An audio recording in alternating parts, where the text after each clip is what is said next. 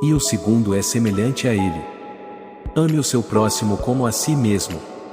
Mateus 22, 39. Muitos, ao lerem essa passagem, compreendem da seguinte forma, né? Eu devo dar a minha vida pelo outro. Mas será que é isso mesmo que o texto está dizendo? O texto nos diz o seguinte: ame ao seu próximo como a si mesmo, né? Como a si mesmo. Se eu não amo a mim mesmo, eu não consigo dar amor às outras pessoas. Eu só consigo dar aos outros aquilo que eu dou para mim mesmo. Imagina? Então você deve amar você mesmo e o amor na sua vida. Amor a si próprio, para que aquele amor que você dá para você mesmo, você possa dar ao seu irmão, ao seu amigo, ao seu familiar. Nós damos aos outros aquilo que nós damos para nós mesmos, né? O próprio Jesus disse que a boca disse o que o coração está cheio. Em João, capítulo 13, versículo 34, nos diz o seguinte: amai-vos uns aos outros como eu vos amei. Que é Jesus falando: amai-vos aos outros como eu vos amei. Deus perdoa os nossos pecados e quer que nós façamos o mesmo às outras pessoas, né? Viver em amor torna nossas vidas mais leves. É fácil? Não. Mas tudo que é bom sempre vai ser difícil de conseguir ou de fazer. Em 1 Coríntios, capítulo 13, versículo 7, nos diz o seguinte: o amor tudo sofre, o amor tudo crê, tudo espera, tudo suporta. Primeiro tem que amar a si mesmo, né? Não aquele amor narcísico que só olha para o seu próprio umbigo. Não sendo um carrasco de si mesmo, né? Mas sempre encontrando bom significado dos acontecimentos que acontecem na sua vida, né? Para que esses acontecimentos não venham trazer traumas, né? A vida traumática. O importante não é o que acontece com você, mas sim o significado que você dá para cada um deles. Em Gálatas, capítulo 6, versículo 2, nos diz o seguinte: levai as cargas uns dos outros. Ter paciência com aquele que ainda não tem o conhecimento que talvez você tenha, seja o cônjuge ou alguém que precise da sua misericórdia. Sempre lembrando, né, que em algum momento você precisou ou vai precisar de alguém que tenha misericórdia de você.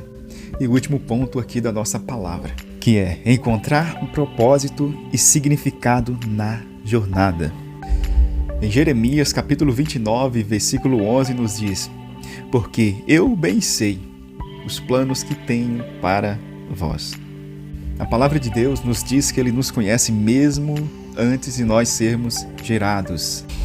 Então, já há um propósito de Deus para nossas vidas, né? Se Ele já nos conhece antes mesmo de sermos gerados, então Ele já nos fez com um propósito. Você aí que tem filhos, né? Quando criança, você faz planos para a vida dele, mas existe a escolha pessoal, né? Assim é com Deus. Deus já escreve os seus planos, o seu projeto para nossas vidas, mas eu e você temos a decisão de seguirmos o plano de Deus ou seguir os nossos planos, né? Que às vezes as nossas vidas ficam toda atrapalhada pelo fato de nós não encontrarmos plano de Deus para nossas vidas ou seguir esse plano, ou buscar conhecer qual seja esse plano de Deus para nossas vidas. Em Provérbios, capítulo 16, versículo 9, nos diz o seguinte: o coração do homem planeja o seu caminho, mas o Senhor dirige os seus passos.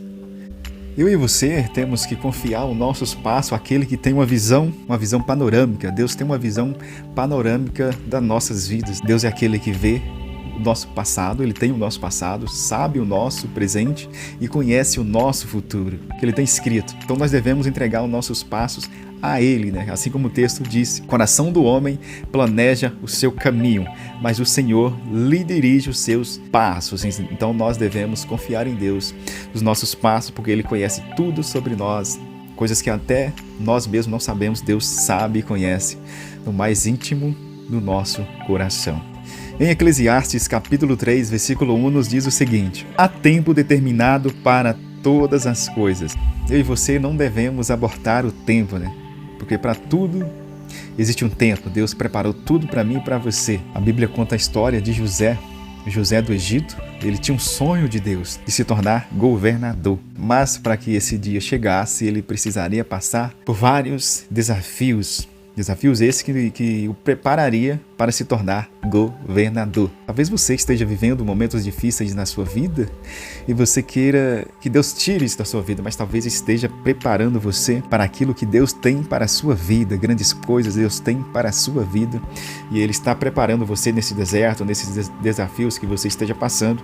Assim como ele fez com José. José, quando ele chegou a ser governador e ele se colocou de frente com seus irmãos, ele não disse palavras que fosse de vingança contra os seus irmãos, mas o que ele disse: Deus me preparou para vir na frente de vocês, porque Deus sabia que iria acontecer uma grande seca, né? Talvez aquelas pessoas que pegaram no seu pé, que até mesmo infernizaram a sua vida, foi preparando você, foi forjando a sua fé para as grandes coisas que Deus tem para a sua vida. Então creia que vitórias Deus tem para a sua vida. Os desafios é para fazer você crescer, né? Forjando o seu caráter, assim como ele fez com José. Também temos a história de Davi, né?